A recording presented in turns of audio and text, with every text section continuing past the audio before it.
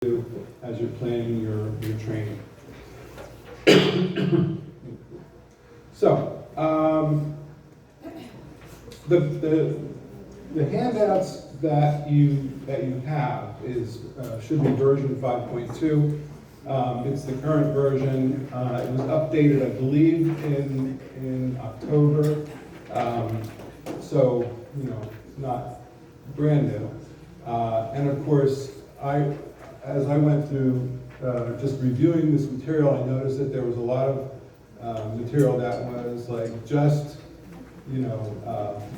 introduced right before there was like a major change in the settlement stuff. So so you may find some things in here that are a little bit stale, but we're gonna get through that and hopefully update you just a little bit on that.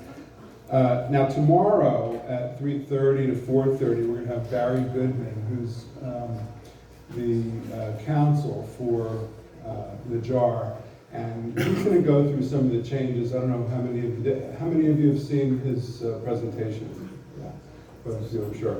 Yeah, and a 5-page exclusive buyer's agency agreement. And so someone I was speaking to said, I can't wait for the first time I sit down with a buyer and have to go through this document with them. And I think all of us are feeling the same way about that. And there'll be more to come on this, and that whole settlement issue is sort of hanging above us like a cloud. And are they going to accept the terms that were presented? Are they going to reject the terms that were presented?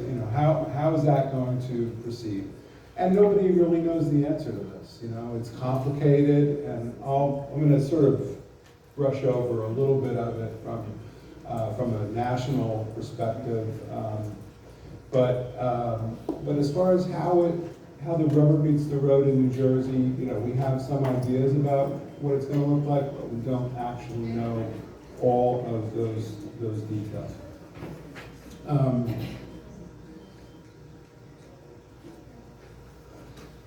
So, what are the goals? We're going to try to help you better understand and demonstrate your value to today's buyer. I think of my own materials that I have, I have a listing presentation, but do I have a buyer's presentation? I don't, I don't know that we've really consciously spent, as much time preparing the buyer for the kinds of things that they'll encounter. And there are a number of examples of that come up in the class. Acquire the skills and resources to succeed as a buyer's rep.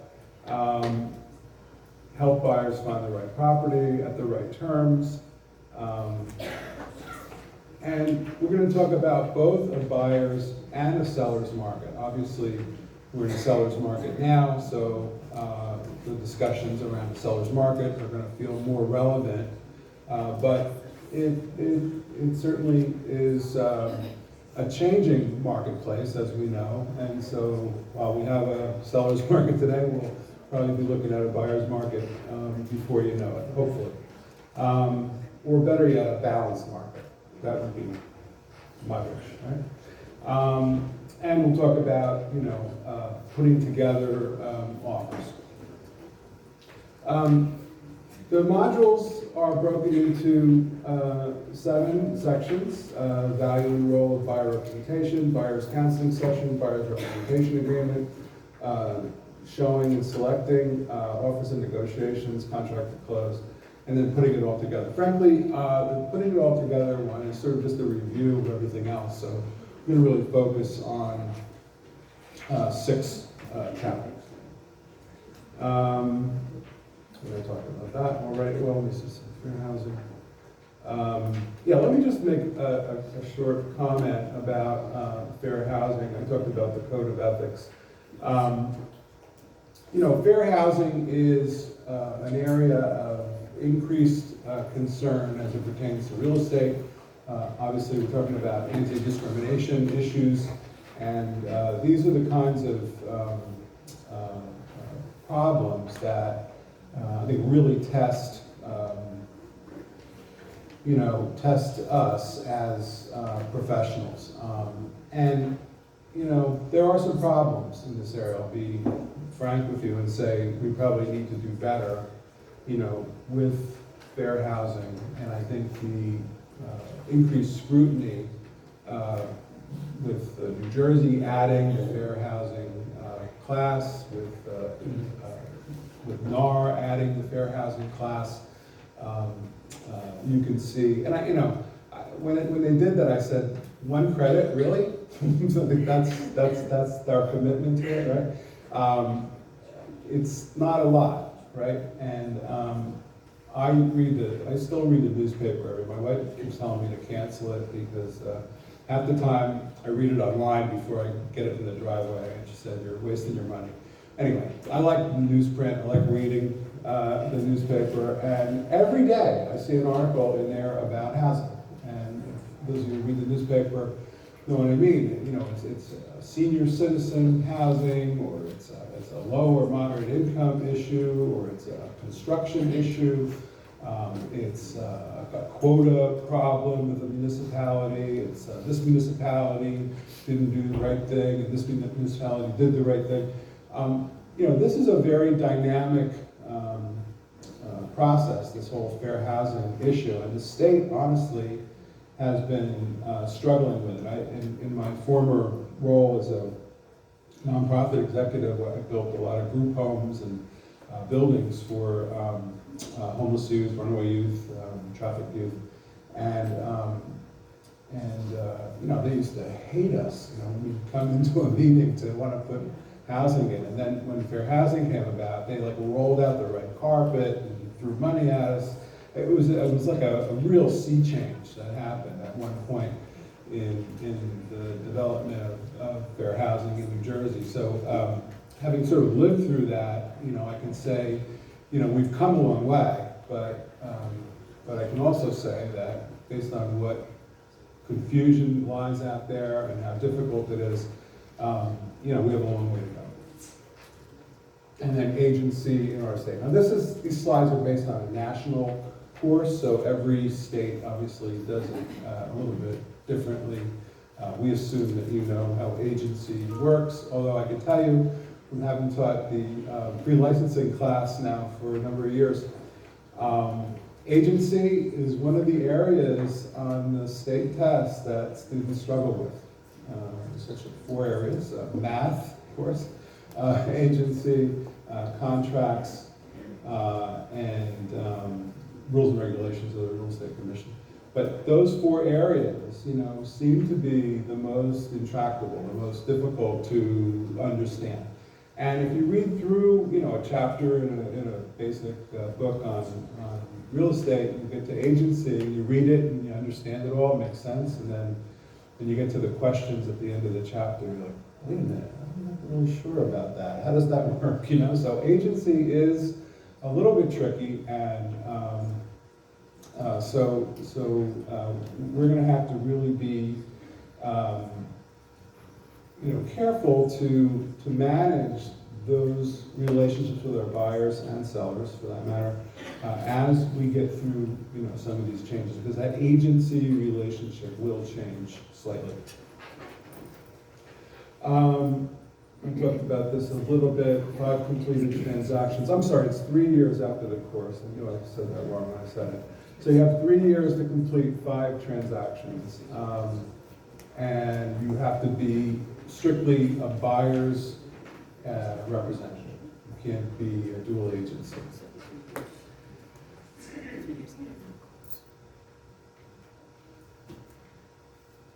We'll talk about all this.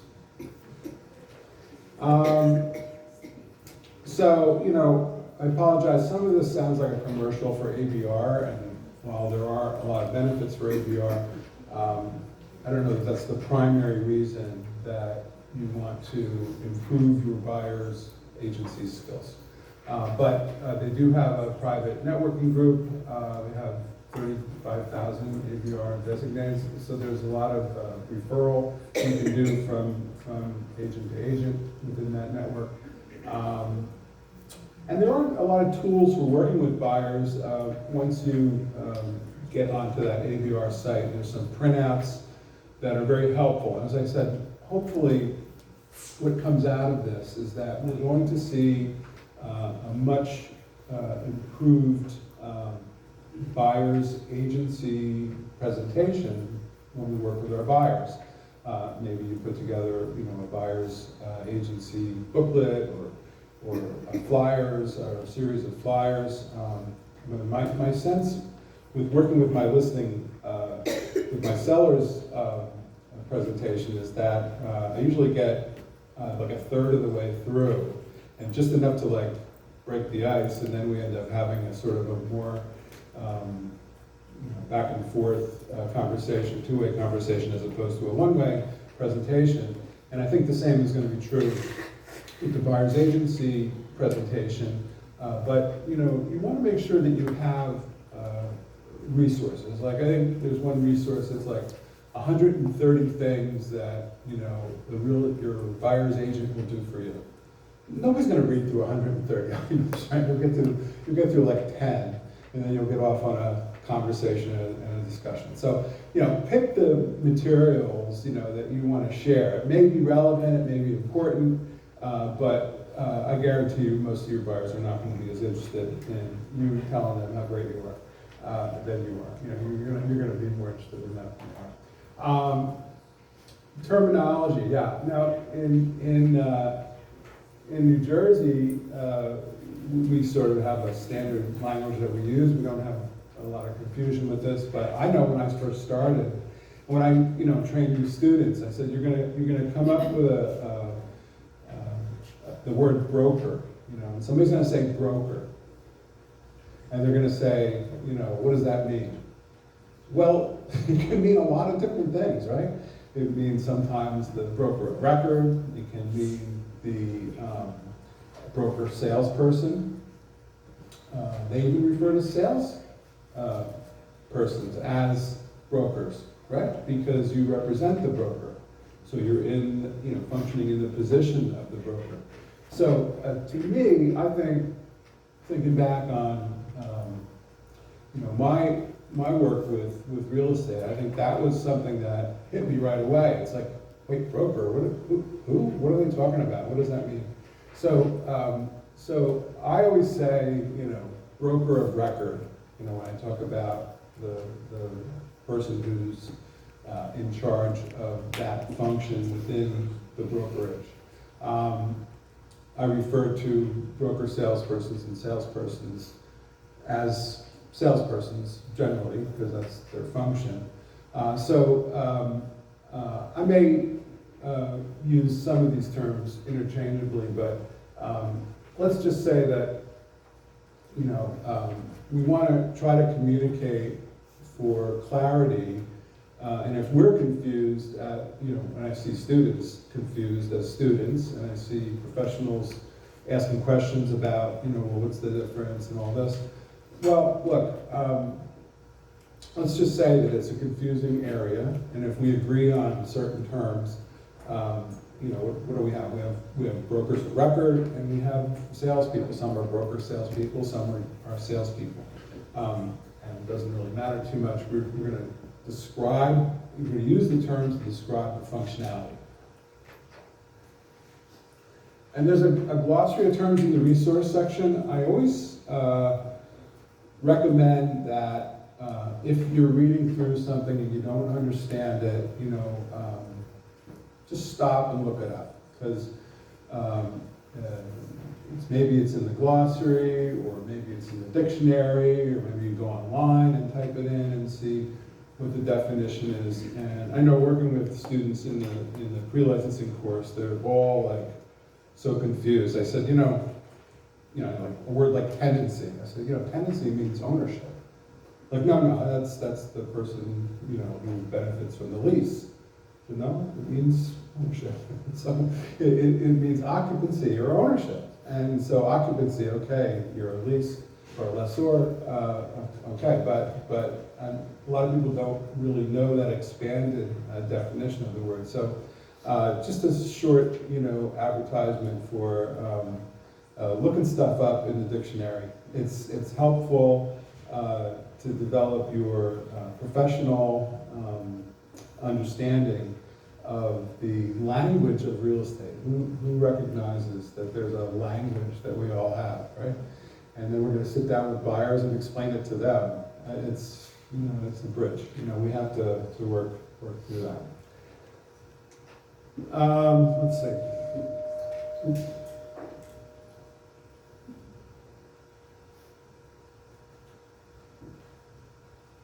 All right, we know that. Okay. So the first module, really looking at how the buyer-agent relationship is legally formed and to understand your duties and responsibilities as a buyer's representative. A lot of times I talk about an open house, and I say, if you're working at an open house, I say working at an open house, not sitting at an open house, and somebody comes in and they start to have an informal conversation, they want to see the property and look around. They're what? They're a customer, right? Mm-hmm. But then they start to talk to you about, well, I'm not so sure I am interested in this house. Maybe, I'd like to see some other properties. Do you have other properties you can show me? And what do you say? Absolutely, even though there's nothing out there. Absolutely, I have other properties I can show you. And then they start talking to you about how much money they have to spend, what their budget is. Now that's that moment, that sort of magic moment where you sort of crossed over into, working with them as a client. They haven't hired you yet, but you feel confident enough to pull out your CIS and get them to sign it, and you begin to cultivate that. Now, what's missing from that relationship? A written agreement, right? And so this class talks about, what do we do to formalize that relationship? And every step you take toward formalizing that relationship is going to reduce the likelihood of complications down the road, like procuring costs. You have every bit of evidence that you have. We're collecting, emails, we're printing off text messages, we're trying to show that we have procuring costs. Well, if you have a written agreement, boom, that's pretty good, evidence of a buyer's agency relationship.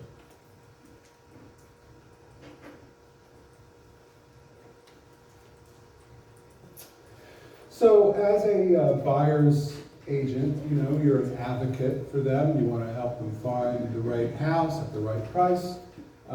You're going to be their trusted, guide through the process. And of course, you have to be very respectful of confidential information. Many of us hear a lot of stories that we wish we could unhear. You're working with a divorcing couple, maybe, or I've had some doozies. Megan's Law and all kinds of things wrapped up in these very complicated situations.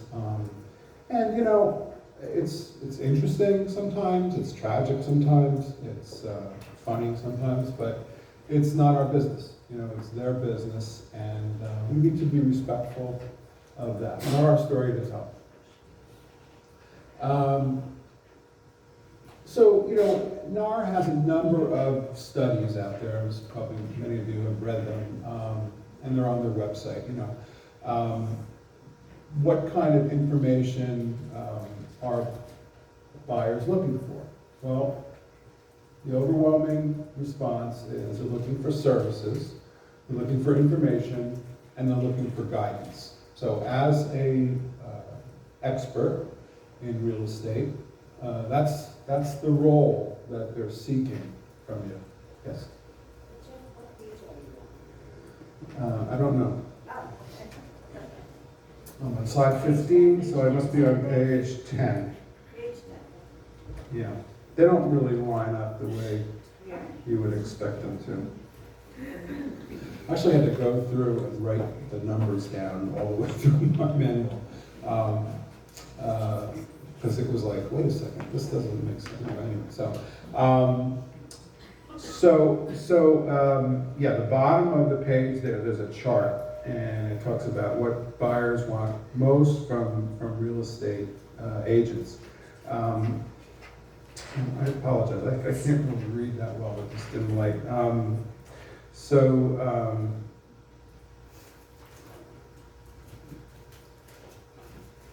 Lawrence, can you turn this light up a little bit?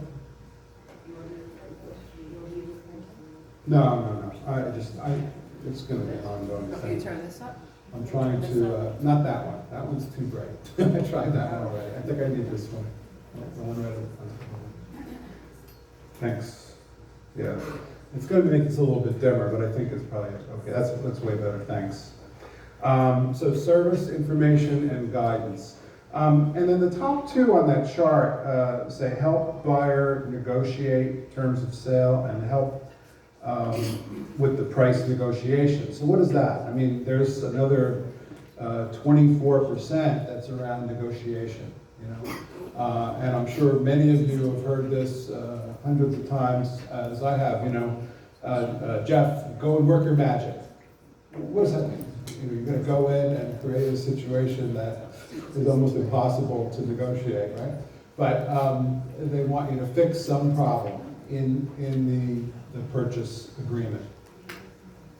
So you'll work with the buyer, you work with the attorneys, you work with the other agent involved and make things happen. So they are looking for service, and part of that service is that negotiation feature. Now, actually, NAR has a number of classes, and one of them specifically works just with negotiation. So if that's something that our buyers are looking for, and it's something that we feel, you know, pretty confident about and have had success with in the past, you know, no problem. But if it's something that is a skill that you're working on developing, or you feel you could use more assistance with that, and that in and of itself is a sort of a niche area that I would say, you know, you could spend some time developing. Oh, there it is. Great. I don't have to read the book. So I was talking about the not the top one, but the next two down. And of course, the paperwork is really overwhelming, you know, to buyers. And I don't know how you do it, but I think before I ask them to sign anything, I have a buyer's consultation. We'll talk about that in a little bit, but I always go over all the paperwork because I want them to know, you know, what's next and how it works. You know, we sometimes. I sometimes assume that the buyer knows what comes next. Oh, they bought a house from me 2 years ago. They must remember how this went down. Well, they don't. So, you know, the more time you can spend with them, and I mean like when you go over a contract, not a blank contract, one that's filled out, so they can see what it looks like, you know, what their contract is actually going to look like. You need to really spend time digging into the details because, you know, if it comes down to it and you maybe use a Dotloop or DocuSign or SkySlope, you know, you send them a big batch of documents, you know, they're overwhelmed. Like, what is all this? You know, like 15 things you want me to sign, and it's all, you know, filled out ahead of time. Or I just sent out a property condition document to a seller, and she was like, "Are you kidding me? This is crazy." And I went over it with her, and she was still overwhelmed. You know, just one document. I sort of start off slow when we're doing that, listening, but I'm here to talk about listening today. So what do buyers say are the most important elements, in selecting an agent? Honesty, experience, and reputation are the three most important things that come out. So, there's a famous quote by Warren Buffett. He says, it takes a lifetime to create a reputation and like 15 minutes to lose it. So, I was joking with Lawrence before. I said I have to remember that I have this microphone on because I'll be wandering around having informal conversations and everybody will be hearing everything I say. And it should be okay, that everybody hears what I'm saying, or not that I want you to hear it or that you want to hear it, but that it should be okay. It's not going to be an issue. And it reminds me of, my mom told me, don't ever say anything that you want to see printed on the front page of the New York Times, right? And how true is that today with hidden cameras and all the stuff we have to deal with? I remember one time I was in an open house and the seller called me up. How come no one likes my wallpaper? What are you talking about? Like 6 people commented on my wallpaper. How do you know? You weren't here. Oh, that teddy bear on the shelf over there? I had a secret hidden camera with a microphone, and I heard everything that you said and everything that they said. And I'm like running back the tapes, like, zzz, zzz, what did I say? What did I say? And it's true, between video cameras and audio recording, and New Jersey is a one-party state, so only one party has to agree to be taped. So that's not that anybody follows that. Once the information's out, it's out.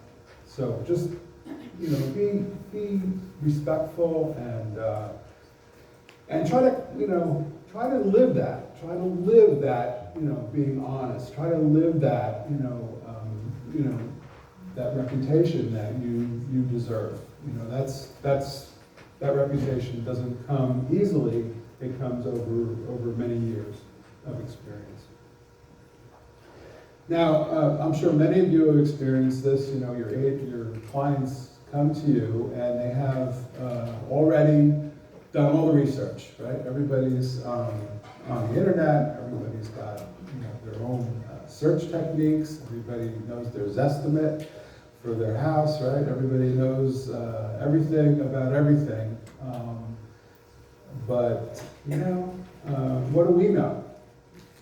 We know that every house that's available isn't on the internet, and many of the houses that are on the internet are not available. Right? They come to you and they say, hey, I just found this morning on Zillow. What do you mean it's not available? Well, now you have to explain that, right? That's a big old explanation. But if you had that conversation with them ahead of time, maybe you could short circuit some of these, interventions. What do we see here? So 24 to 42 are obviously, well, look, everybody's on the internet. 24 to 67, so that's the big numbers. So, but, how many of them are searching, REO sites at banks? Say what? No, people don't know what that is, right? So, I found some of my best properties on REO sites of banks. And you have to sort of look, you have to think outside the box, and you have to, use that knowledge that you've, gained over the years to sort of look beyond what's readily available. And how's that going to change going forward? I've seen a lot of, pocket listings or people that don't want to list properties on the MLS just in the last month. I've seen a couple of those. And I think to myself, where's this going? This may be something that we see happen more and more. So it's going to make our work more and more challenging, especially when we sit down and start talking about, buyer's agency fees with our sellers. They're going to be like, well, what are we using the MLS for then if we can't list the buyer's agency fee on that?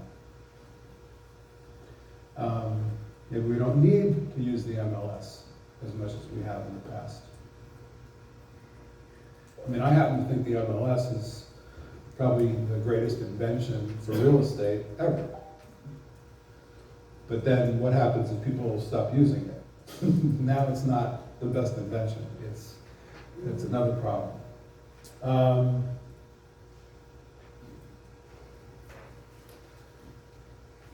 Honestly, this type is so small, I'm glad I have to start here.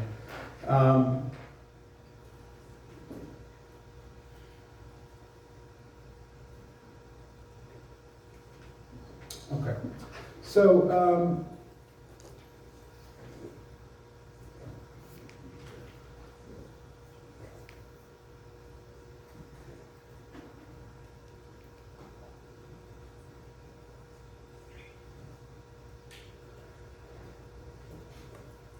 all right, so there's a lot of material, a lot of information on here, but I will just boil it down to this.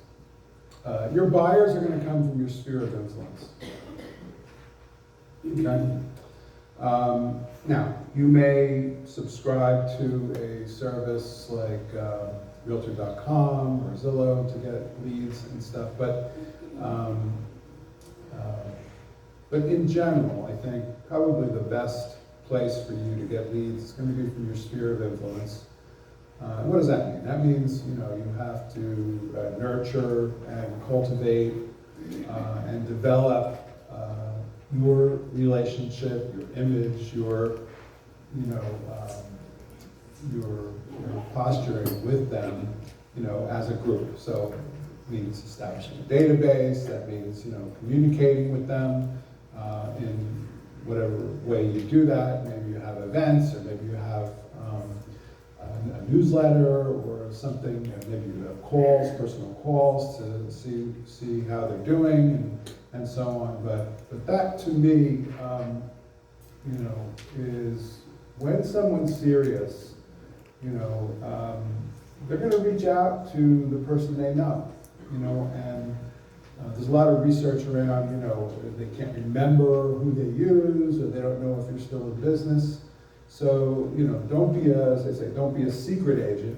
Let them know that you're still in business, let them know that you're out there, let them know that you're ready, willing, and able to jump in, maybe share with them in the newsletter some of the activities that you've been involved in,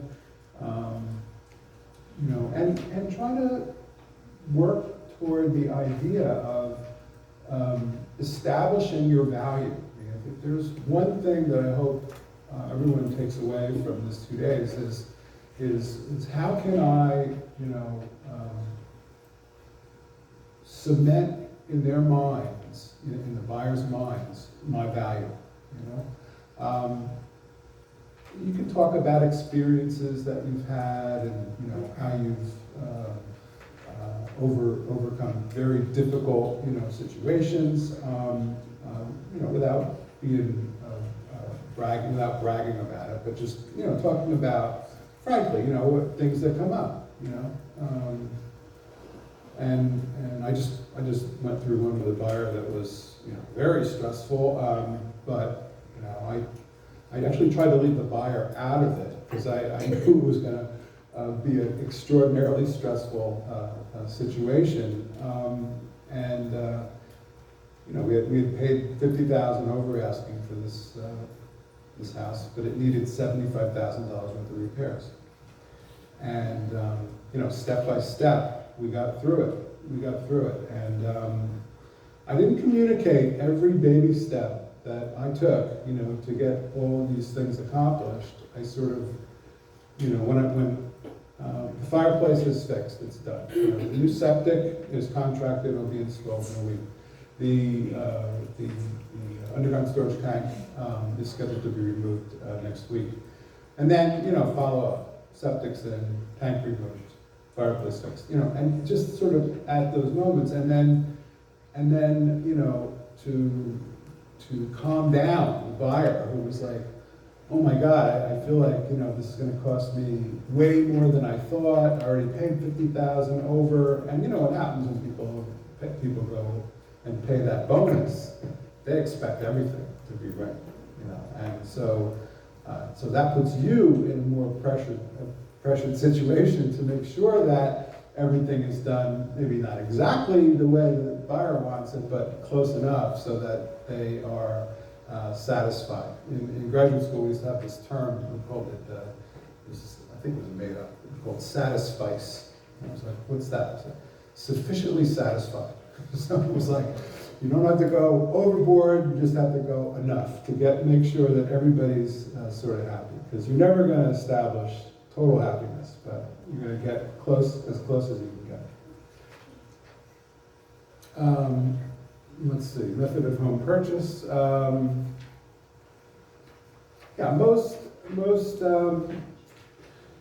Most buyers use an agent. I'm sure you've had encounters with buyers who, you work with, at the last minute they abandon you and buy a FSBO. Well, you get a few of those for sure, but again, most buyers recognize the complexity of the situation that they're getting into, and understand that there's going to be some moments where they're really going to, reach out and hope that you're there to help explain, clarify, even to intervene if necessary.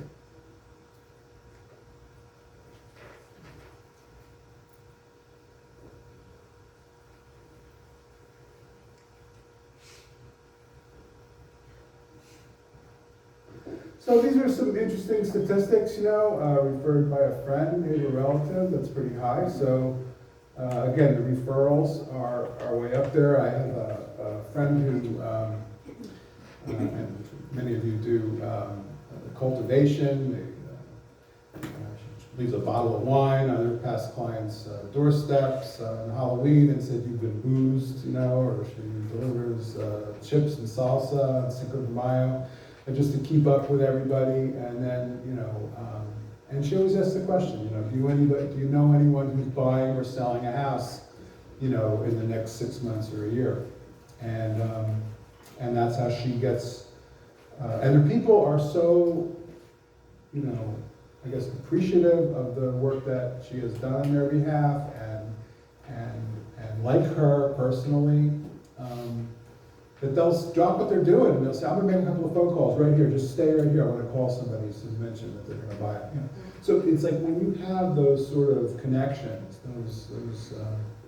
those personal connections, and someone calls their good friend and says, listen, I want you to meet, Jeff.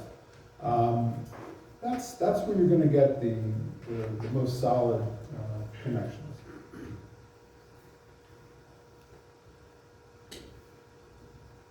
And this is just more of the same.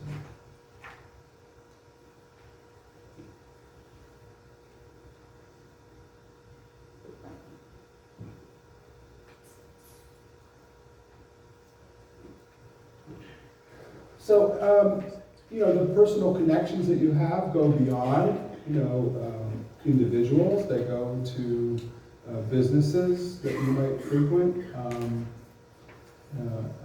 Another friend of mine was at this chocolatier company, and they were hand dipping chocolate covered cherries that day. And she went in with her camera, and she watched them dip the cherries and put them on the conveyor belt, like the I Love Lucy episode sort of. And they were putting them in the box and everything, and it was like, oh my God, you wanted to just jump in your car and drive there and buy a box of chocolate covered cherries. And then, I said, when you come in, make sure you mention that you saw my video, and it was a place in town that she frequented, and dozens of people literally showed up and mentioned her name.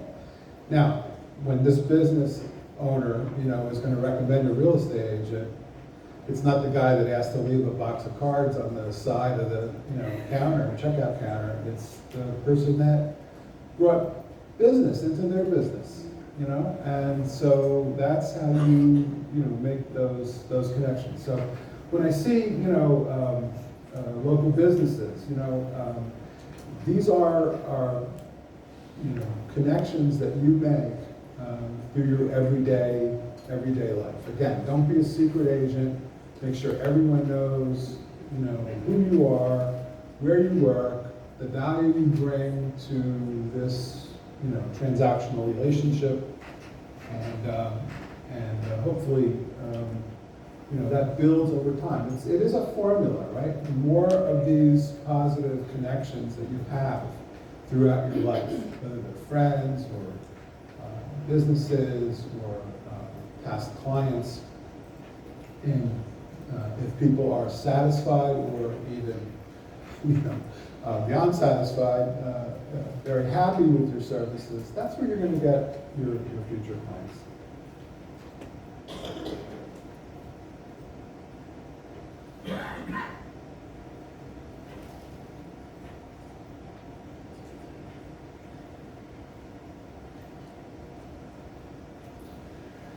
So, when you meet someone, usually there's a sort of a connection process that you go through when you meet someone. You establish rapport with someone. Do you connect with them? And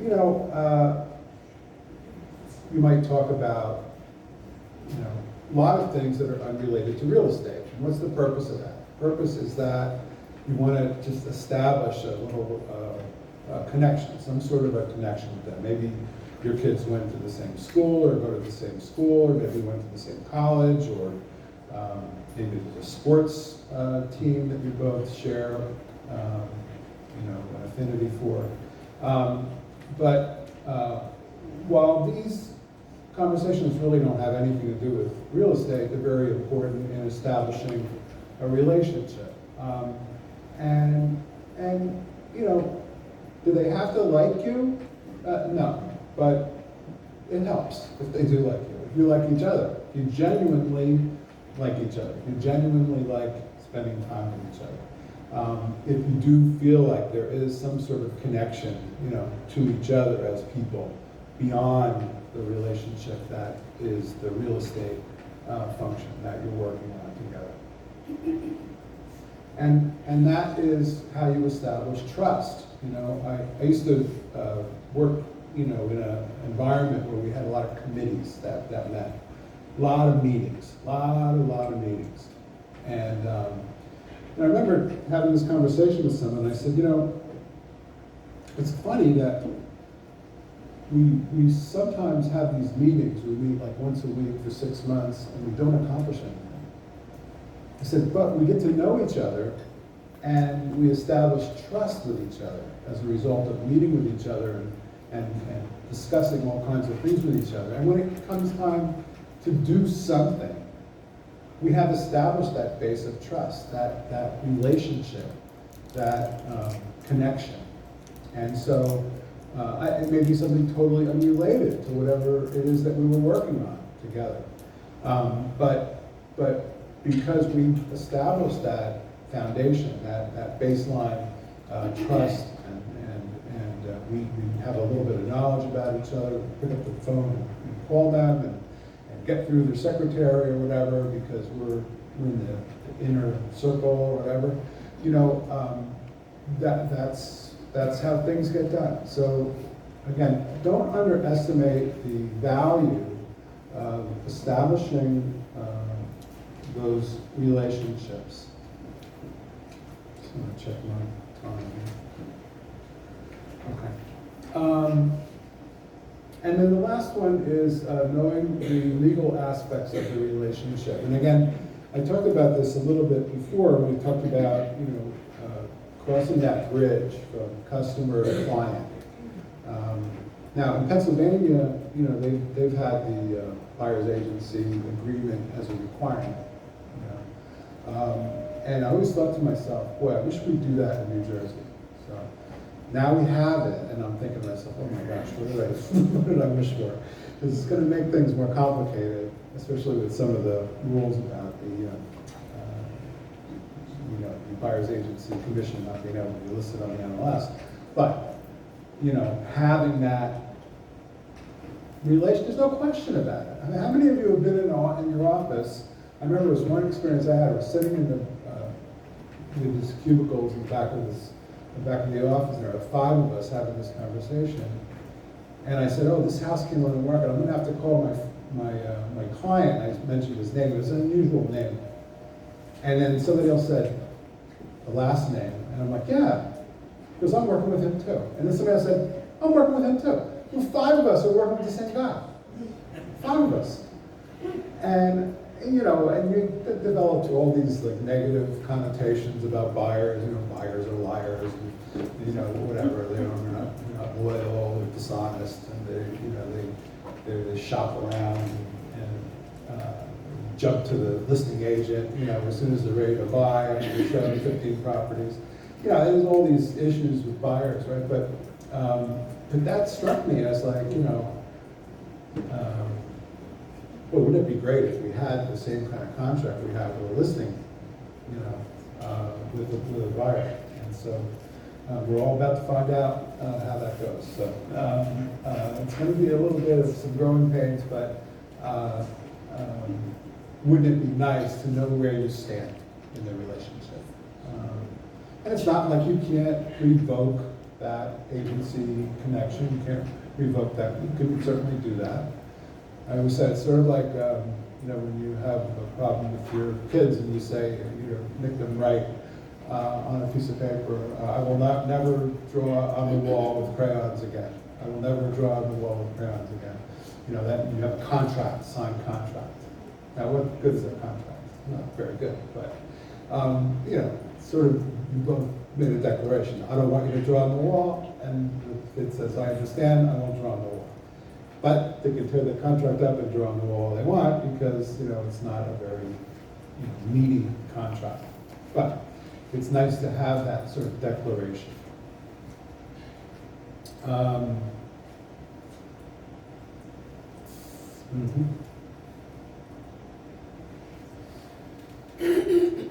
So this next one is, let's see if we can find the page numbers here. 13. I got lost here. 13. Is it 13? Yeah.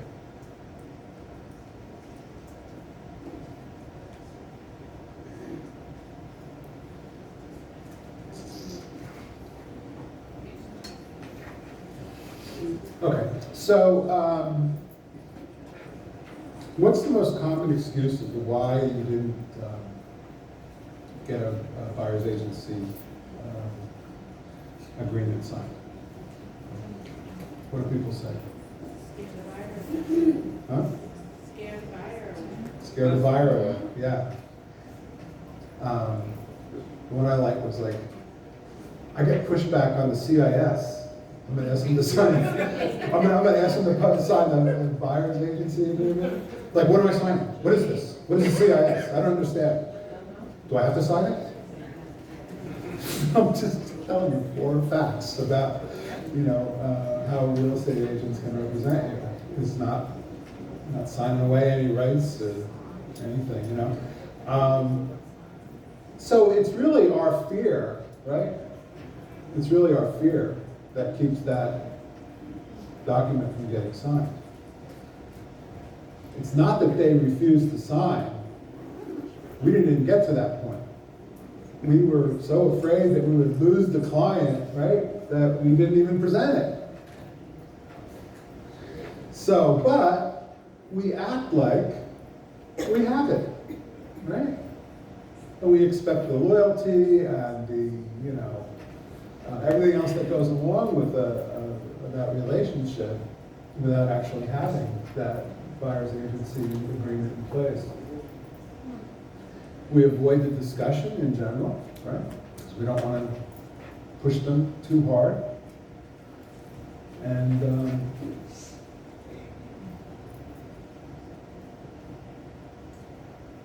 then we assume a lot of stuff, right? We assume that, you know, the client knows that we're on their side and we're going to help them, and I don't know that that's a fair position for us to take.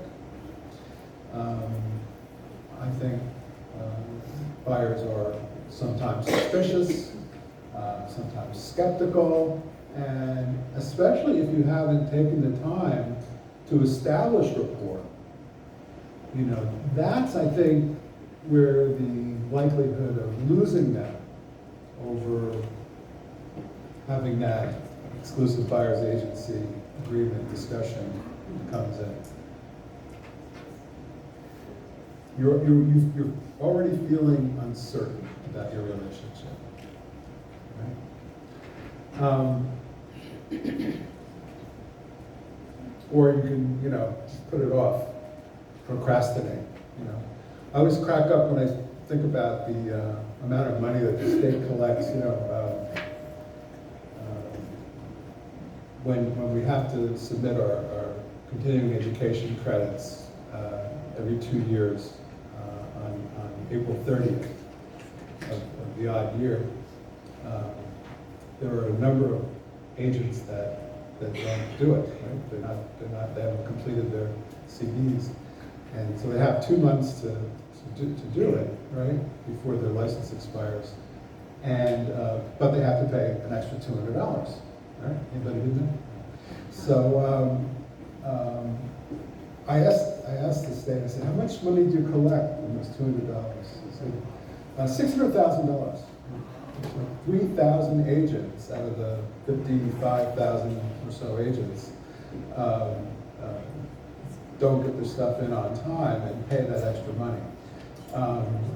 So I always say that, you know, real estate agents playing the role of procrastinator, sort of a natural thing. Sometimes they put things off that they maybe should embrace and move ahead with.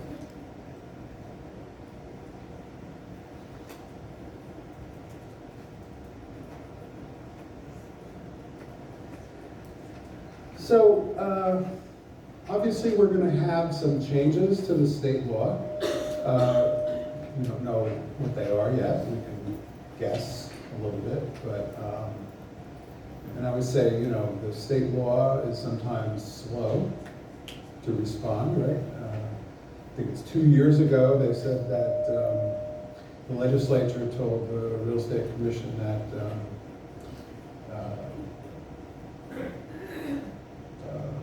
LLCs could be paid commissions on behalf of agents. Real Estate Commission is working on it. It's 18 months. Right? Same with, you know, games of chance and quid pro quo, contests, lotteries, things like that.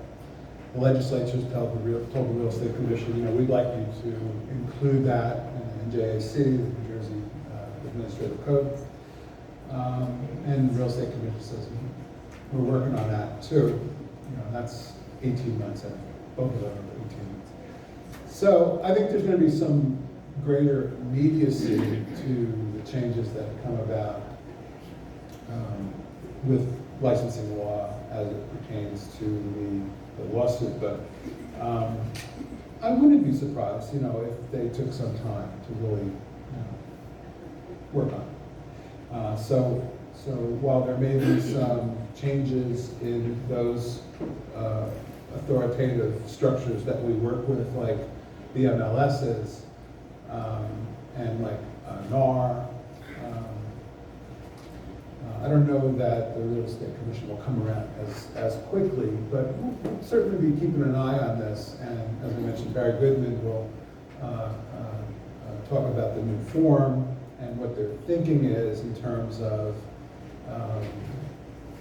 the compliance, you know, with the laws. Now, just I'll mention this. Probably most of you know this already, but you know, the forms that we pull down through our software say NJAR on the bottom of them, right?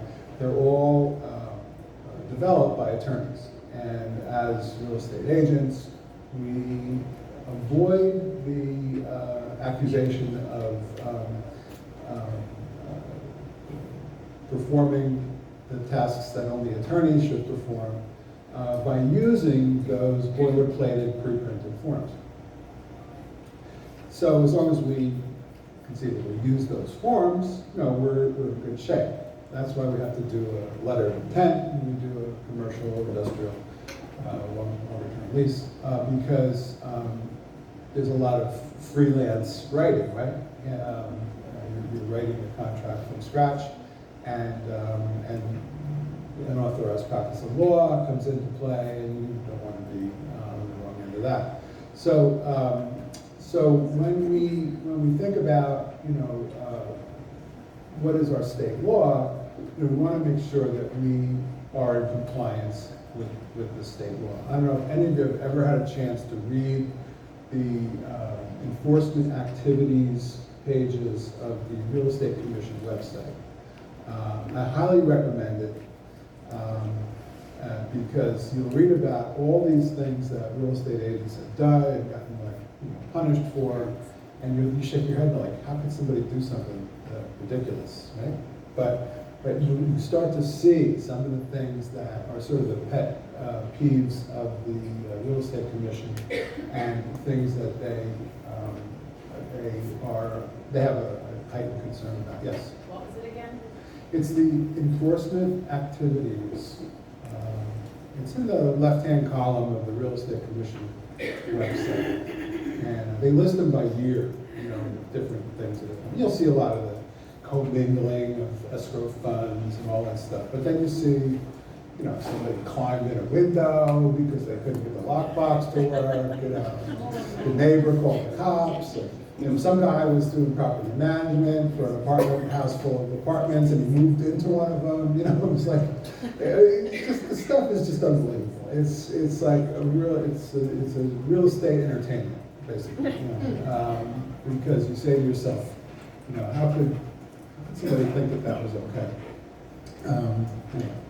So the state law, of course, is going to be very important to follow, and especially as we get into the buyer-client relationship. Right now, as I talked about it, we have the customer relationship and the client relationship. And so we have that differentiation that exists. You can be a client without having a written agreement, a written exclusive buyer's agency agreement. Of course, we all know that. But that's not going to be the case going forward. And so when we sit down to have that discussion, I would suggest that, that's not the first thing we're going to talk about when we meet with a client, right? We're going to, I think, talk about all the things that we're going to be able to do to help them out first. And the code of ethics, again, comes into this, and I think I mentioned this already, but this is really like a 12-credit class in ethics. So somebody said, "Oh, does this satisfy the ethics requirement?" Yes, it does, many times over. So you can call it core credits or ethics credits, but it's really a 12-credit class.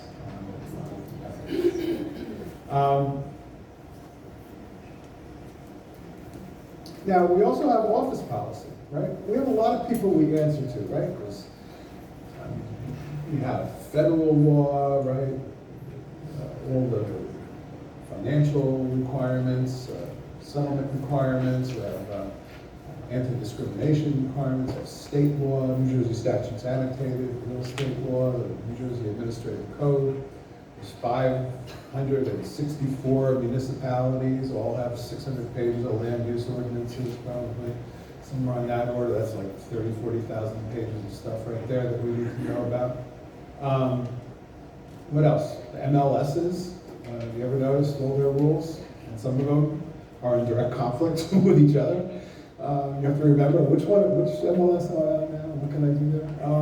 And then we have our independent contractor agreement, right? 80 pages, you know? It's like a 5-page boilerplate with a 75-page attachment, you know? And now we get into office policies, office rules, you know? What are the office rules? What's the policy on this? What's the policy on that? Is there one?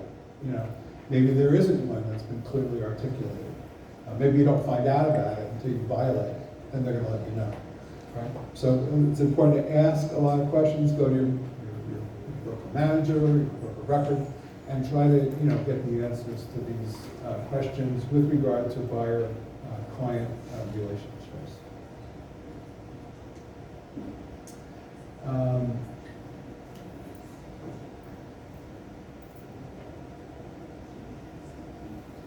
So I don't know how you guys handle this, but I'll use the open house example again. Before I invest too much time establishing rapport, I'll usually ask the question, do you have a written buyer's agency agreement with another agent? And if they say yes,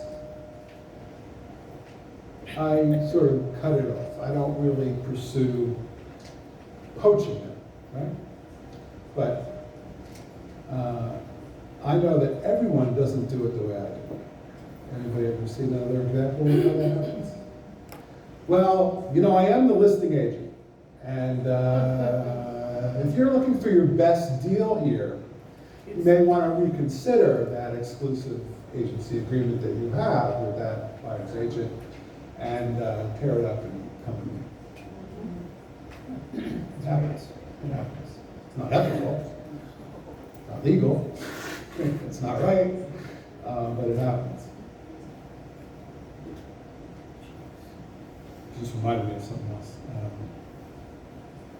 That's the same guy, by the way, who, after you submit the offer, you're never quite sure that it actually got to the seller.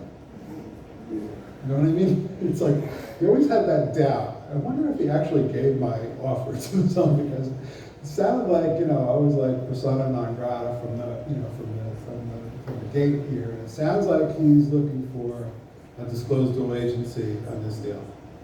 And he's maybe not handling the stuff exactly ethically and carving me out somehow. It's just a gut feeling that happens. But that happens too, for sure. But we don't poach, right? We don't poach. I remember when I first started, I was doing FISBOs, and this is a seller story, so I shouldn't really tell it, but I will anyway.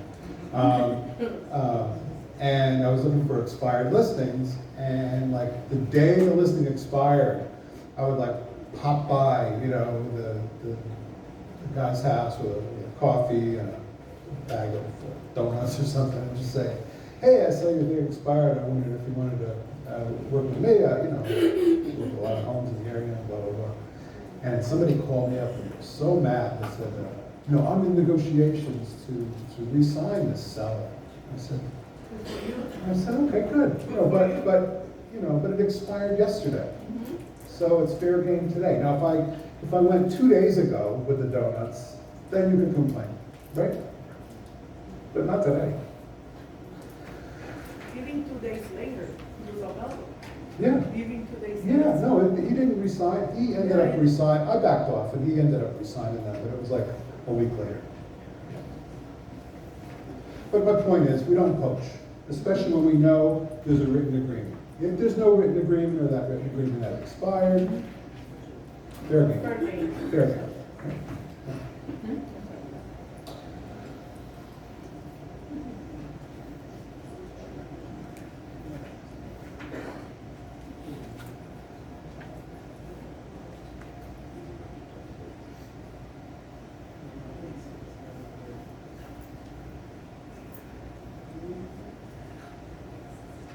So obviously we have buyer's agency, we have seller's agency, we have disposal agency, and transaction brokerage. But when we sit down with a client, what's the first thing they say, you know? You always bring a CIS with you wherever you go, you know, because you never know when you'll enter into a connection. Certainly if you're at an open house, you have all the materials laid out. One of the forms is a CIS. And it's required by the New Jersey licensing law to sit down and have this conversation and explain it to them, right? Probably the most confusing, you know, is the disclosed dual agency. You know, it's pretty easy to understand buyers and sellers, but you know, how does that exactly work? You know, what are the ethical considerations with that? And it wouldn't be, you know, it would be reasonable to discuss some of the issues that may exist in a disclosed dual agency relationship. You know, certainly any discussion of money is always off limits. You know, you might work really hard with a buyer to help them home in on a price, you know, to make an offer, especially in this environment. Well, I did an analysis, and based on, you know, the last 50 houses that sold over the last 6 months, it looks like the premiums, you know, that are being paid range in between, you know, $20,000 and $250,000, but for a house of this size, I say we go over $70,000. You can have that discussion with a buyer if you're a buyer's agent, but as a disclosed dual agent, you can't have that discussion.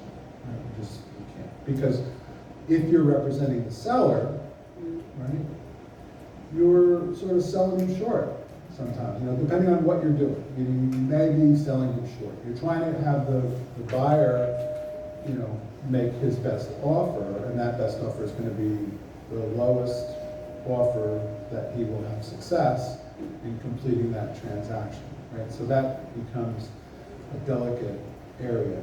Also, I have trouble, you know, disclosed dual agency with repairs. You know, I remember there was a house that had a deck that had wasn't attached to the house as securely as it should be, and the pilings were undersized. And the bottom line is the whole thing may have separated and fallen off the house. It was like a 2-story deck, and it was big, you know, and I went and I talked to the seller, and I said, listen, you have to pay for this. He goes, well, whose side are you on? I said, I'm on your side. Because you could get sued, you know, if we identify this in the inspection report and you just ignore it. What if something happens, death or an injury, and somebody comes after you?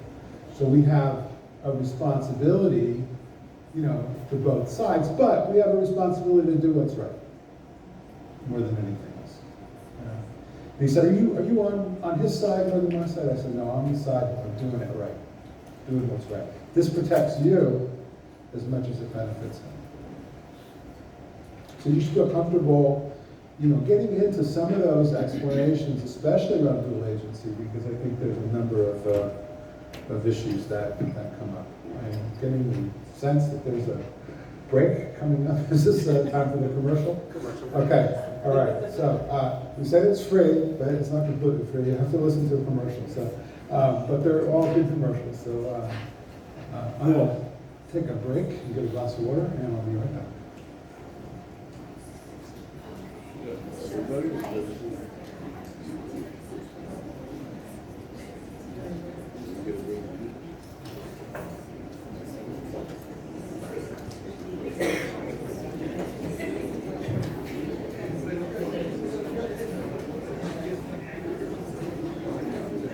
All right, everybody, in about another 10 minutes, we'll be having a break, so please stay in your seats. That'd be great.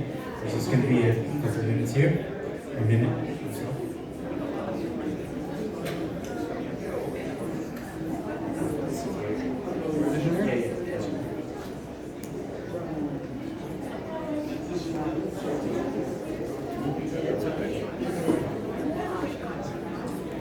Okay. I'd like to talk to you all about I'd like to talk to you all about a very, and this will just be a few minutes, about a very unique concept. And this is not affiliated with a brand, which makes it very unique. This is a Real Estate Visionaries is an agent-owned, and they're one of our sponsors. It's an agent-owned, it's owned by agents, and it's for mortgage and title. So thank you very much for staying in your seats. I appreciate that. The history, we were formed in 2020, about 4 years ago. We are compliant with RESPA, NJDOB, the Department of Banking and Real Estate Commission, and the Securities and Exchange Commission. This allows agent to legally own shares in a title company and mortgage company. And so far, we've closed over 300 transactions. And I'm gonna ask Annie, who's one of our stockholders, to talk about the benefits of being in a mortgage as a real estate agent. And by the way, you don't have to do mortgages in order to have ownership in the mortgage company. Hi, everybody. I know all of you guys are real estate agents here. So how many of you guys had your clients ever ask you, what is the rate right now? Yeah. And is it really your responsibility to know? No, right? So as realtors, a lot of times you don't know what the current interest rate is, but maybe you should, because the more we know, the better the service we can provide to our clients. I had, I've been in the industry as a realtor for over 10 years now, and the first few years it was understanding, how to be a realtor. And then later on I realized that I need to expand my knowledge, more than just the knowledge of being a realtor, but the thing that goes hand in hand with it, which is mortgage. Because my clients would often come to me first, since I have the closer relationship, the direct relationship while I'm working with them, and they would ask me all these mortgage questions that I had no idea. And I decided to get my license, and luckily I got my license during COVID. And not only was I able to pivot in a changing market during that time, to be able to do both real estate and mortgage at the same time, I was able to provide very valuable information to my clients, every time they have a question, because now I know more. I have more knowledge to share with them. And I can advise them, like, you have to hurry, the rates are changing. We better lock this rate in or put the offer in. And that way, help direct them in making offers, when you're working with buyers. And this knowledge really has helped me multiple times in sticky situations, like having to put a pre-approval letter the night, because offer was due 10 a.m. the next day, and I was afraid I wouldn't be able to get a lender in time or a mortgage person in time to get the pre-approval. And I was able to issue a pre-approval for my client. So in situations like this, I find that having this dual license has been really helpful with my career. And today Roger's going to share more about working with Visionary, how this will help you not only gain knowledge, but also make extra income as well. Thank you, Annie. We've closed over 300 transactions, and this is by invitation only. So for compliance, you have to disclose that you have an ownership interest, or if you're doing the loan, that you have that you're going to be having income from the transaction, and they have to also be told that they do not have to use the title company or the mortgage company in order to be compliant. The benefits, the biggest thing is providing better customer service. It really is remarkable to me that mortgage and title is such an integral part of the transaction life cycle, and really agents should know more about it. When I did my first deal in 1983, I bought a property from Borai Realty, which is an independent in New Brunswick on Livingston Avenue, and they took the loan application. So at that time, it was very common for the real estate agent to be involved in the mortgage and title, and you have more transactional control, and there's less of a relay, because really the real estate agent does all the work.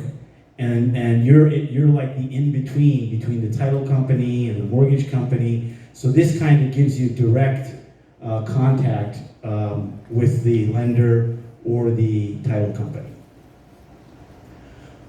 So every year we've, for the last 3 years, we've had an all expenses paid trip for the stockholders and their spouse and guest. We have several stockholders here today.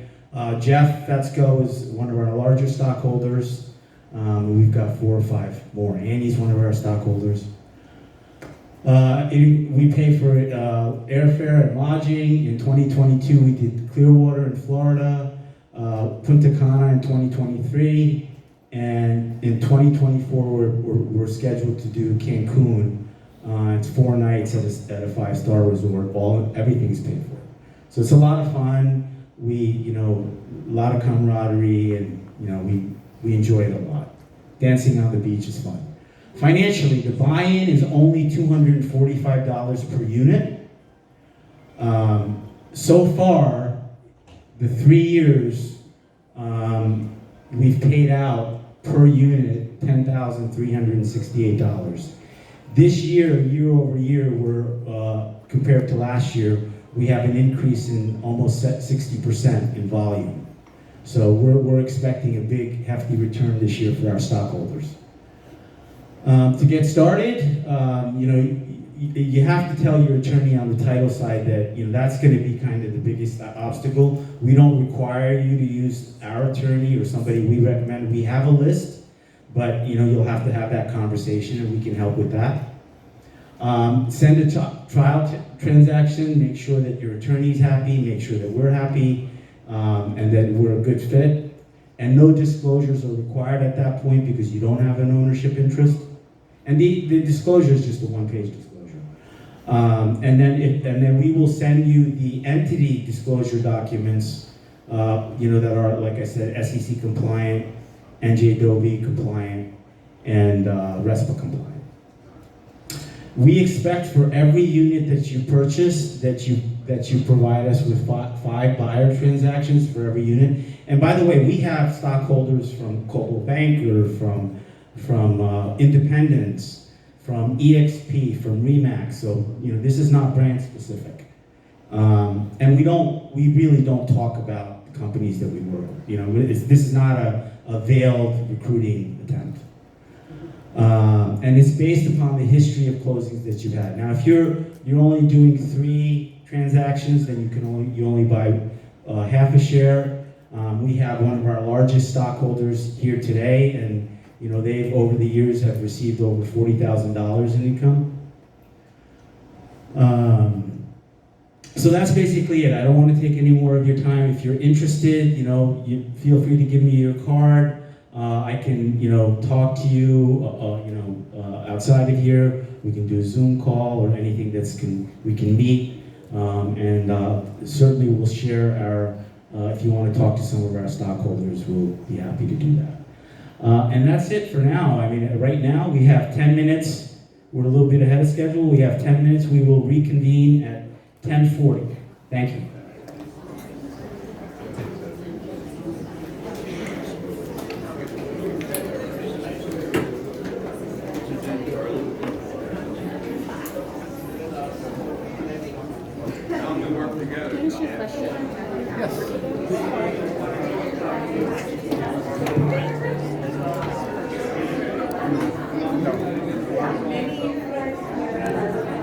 When I went for my Pennsylvania broker license, they said, we want you to have 200 stocks,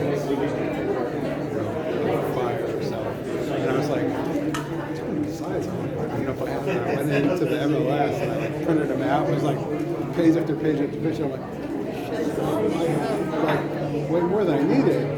But I never really thought about it, And it's like, this one, they really are just like honing in on work with my, but like it's 5 years. I mean, 3 years. 3 years. I keep listening. 3 years. And that's from.